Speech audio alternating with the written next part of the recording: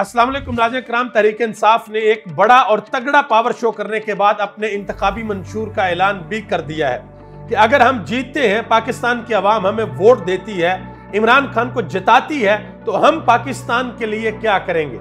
और इसके अलावा एक और बड़ी खबर यह है कि शेर अफजल खान मरवत ने एक बहुत बड़े जलसे से खिताब किया।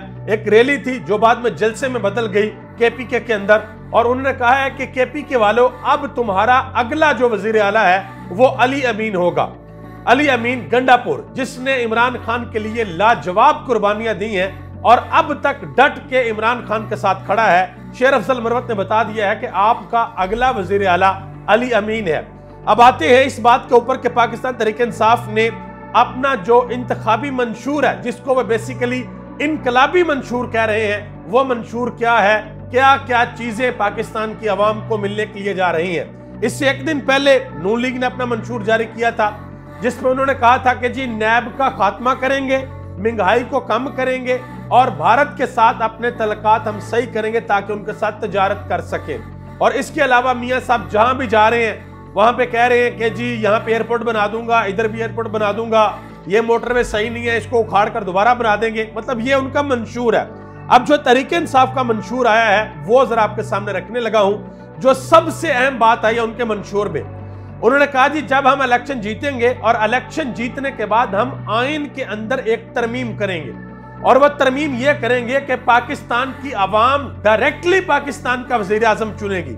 ऐसा नहीं होगा कि पाकिस्तान के जो MNAs हैं जो जीतेंगे वो पार्लियामेंट के अंदर जाएंगे, फिर वो वोटिंग करेंगे, हॉर्स ट्रेडिंग होगी, मंडियां लगेंगी, लोग बिकेंगे, जमीर बिकेंगे, बोलियां लगेंगी, और फिर बाद में जाके कहीं कंप्रोमाइज करके एक वजीर आजम बनता है। उन्होंने कहा जी ऐसा नहीं होगा, बल्कि डायरेक्टली पाकिस्तान की आवाम जो है वो वजीर आजम को मुंतखब करेगी।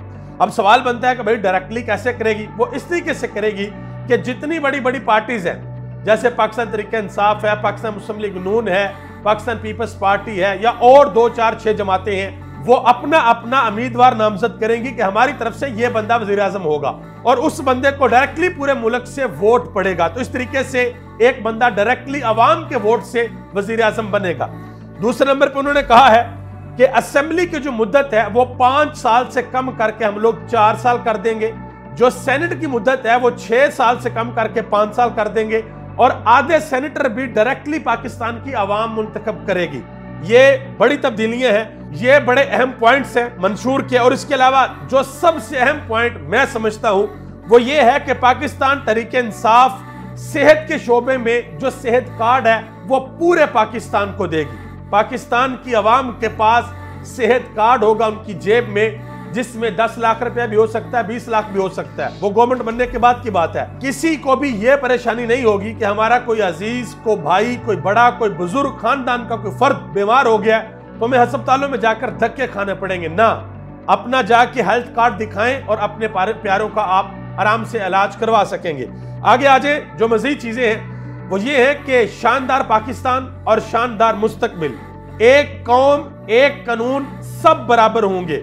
रियासत मदीना में मदीना जैसा इंसाफ होगा, नए पाकिस्तान में नई तब्दीली का निजाम होगा, मुईशत तेज होगी, कर्जों को कम करेंगे, मुईशत को बढ़ाएंगे, पाकिस्तान के किसान को बदलेंगे और पाकिस्तान को हरा भरा करेंगे, खुशहाल पाकिस्तान बनाएंगे, सेहतमंद पाकिस्तान बनाएंगे, पढ़ा लिखा पाकिस्तान बनाएंगे, हुनरमंद पाकिस्तान बनाएंगे, छोटा खानदान खुशहाल पाकिस्तान, मजबूत जवान खुशहाल पाकिस्तान।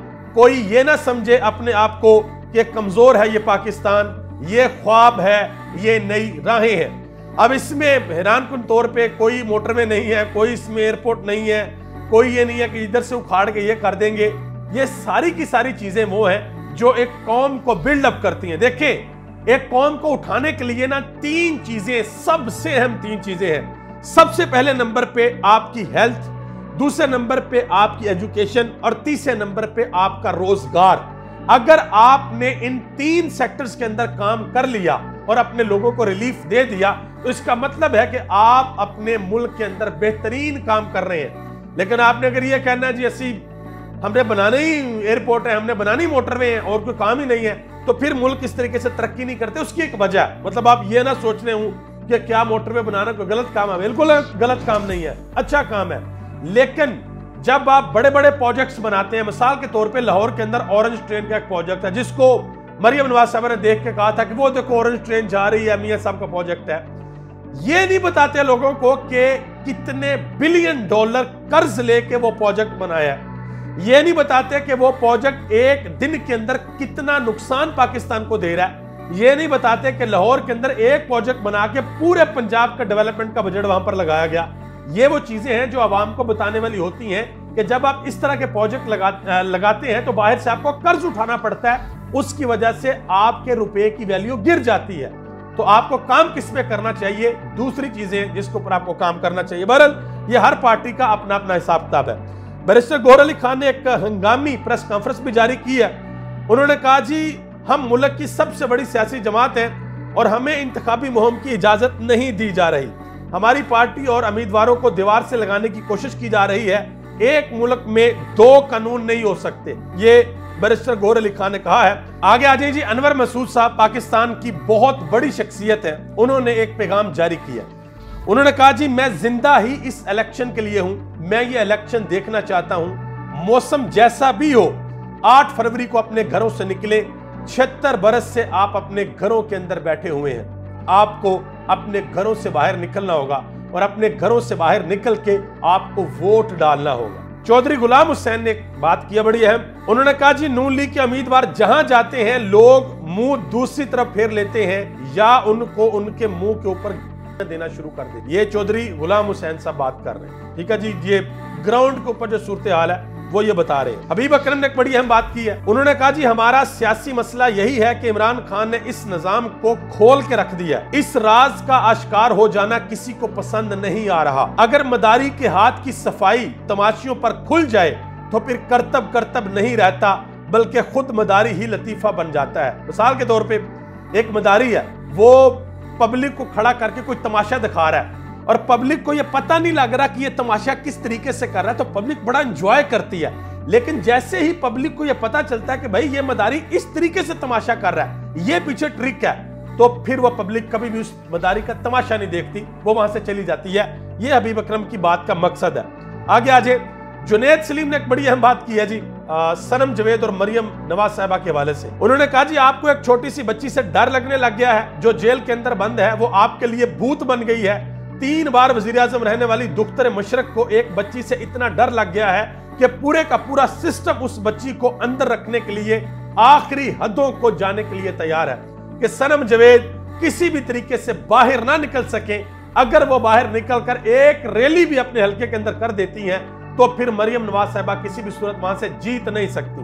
आखिर में एक तस्वीर आपको दिखानी है, ये जरा गौर से देखें, आप हैरान होंगे कि पाकिस्तान में ये एक नई कैंपेन शुरू होने के लिए जा रही है कि हूबहू इमरान खान की शक्ल जैसा एक मास्क है, वो नौजवानों के चेहरों पे होगा और नौजवान आपको रैलियों के अंदर, जलसों के अंदर नजर आएंगे। ये आप देख लीजिएगा, ये एक प्रेडिक्शन है, ये आपको आने वाले दिनों में होती हुई नजर आएगी। लेकिन मैं पाकिस्तान के नौजवानों से एक गुजारिश करना चाहता हूं, आप जलसों में जाएं, जुलूसों में जाएं, रैलियों में जाएं, जहां मर्जी जाएं, पूरा मन रहे।